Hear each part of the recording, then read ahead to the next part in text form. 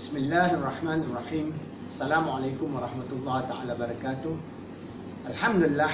Alhamdulillahi Rabbil Alamin. Wassalatu wassalamu ala asyrafil anbiya wal mursalin wa ala alihi wa sahbihi ajma'in. Alhamdulillah, it's a wonderful day today. With the blessings and the mercy of Allah, we can continue this good work of doing da'wah to serve Allah and to serve the ummah in the best way that we can. Today I'm going to give you some understanding of the proof of the everlastingness of Allah subhanahu wa ta'ala, of God. So what is important is we have discussed about how within the framework of ilmu kalam we have developed the essential logical argument of the existence of Allah subhanahu wa ta'ala, that Allah is existent, wujud, and He is also eternal, and He is also everlasting. So what is important is for us to understand. I'm going to read a little passage from this book, Positive Islamic Psychology, and then we can discuss.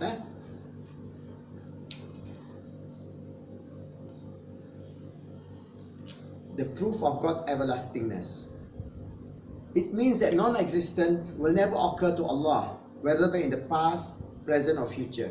If His non-existent is possible, then His being eternal is absurd. How can this be possible, whereas His being eternal has already been established as His essential natural attribute?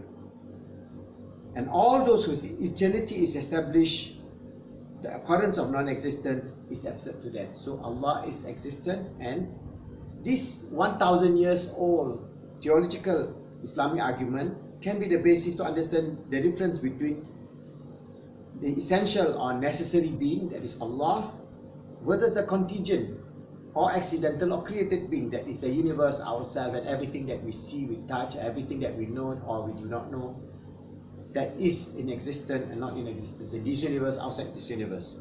So God as a necessary being has His existence in, through, and from Himself, and does not depend on anything else or any other being for His existence. A necessary being, that is Allah, cannot be anything except what He is in His essence and His attributes. So when we describe the universe, its existence is contingent because it has a beginning. It is a contingent thing. It was a created thing. This universe is a created thing, and its existence can be taken away, and as such, it is not completely independent. So the continuing existence of this universe requires a creator for its existence. Without this creator, that is Allah, the universe could not have existed, and there will be absolute nothingness. So this argument is not just Islamic argument, because now if you look at the latest scholars, and even from quantum physicists and all those people who are studying the nature of existence. For example, Professor Rosenbeck says about this universe, the creation of the universe, we have seen that one cannot provide a natural causal explanation for the initial event of the existence of this universe. For there is no precedent event. There is nothing that we can say before the existence of a singularity, or the natural existence to which the law of physics can even apply. The line of scientific explanation ran out at the initial singularity before the Big Bang. As we know, the universe was so-called created at the point of the Big Bang. And perhaps even before we arrive at the singularity at 10 minus 35 to the power of minus 35 seconds. If no scientific explanation in terms of physical law can provide a causal account of the origin of the universe, the explanation must be personal, i.e. in terms of the intentional action of a rational supernatural being, that is Allah or God. So this is a scientific proposition that supports the Islamic theological ilmu kalam argument. So what is also important is, for example, under the Islamic classical concept of God as a necessary being, God's essential nature is beyond the grasp of finite human mind. So whatever the scientists can do, whether even they dig deep into the quantum space or the dark energy or the dark matter, or they go deep into the latest scientific whatever they could have discovered, they cannot describe God, because God is beyond space, beyond time, beyond even this universe. Alright? So we can only understand God or Allah through His action and the necessary attributes of He being the ultimate creator, all powerful, all knowledgeable, and all that is in this universe is dependent on Him.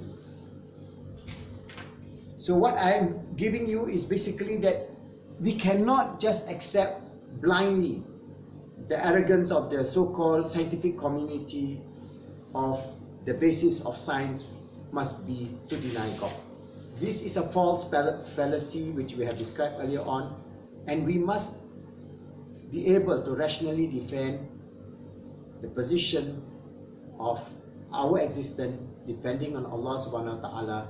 And inshallah, in the later videos, we will show you how Allah created this universe, fine-tune it, that it is absolutely impossible for this universe to come into being without a supreme, intelligent creator, that is Allah.